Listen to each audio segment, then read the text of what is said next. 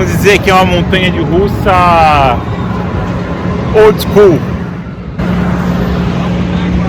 Ela tem 2 loopings. Eu me lembro da minha infância, quando colocaram isso no Play Center, era um absurdo. Eu tentei gravar point of view. Vamos ver o vídeo. mundodestigo.com, direto do Carowinds.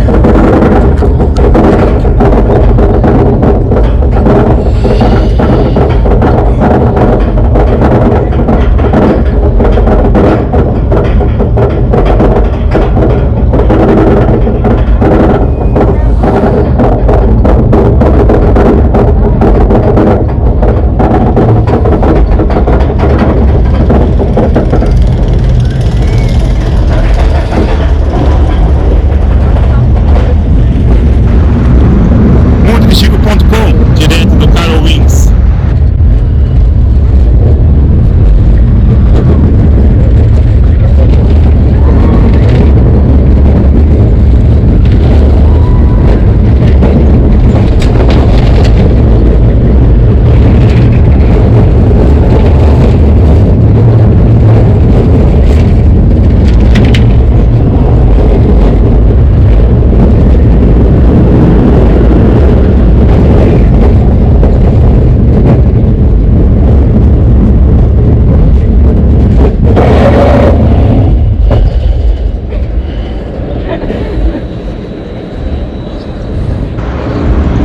mundodestigo.com, direto do Carowinds.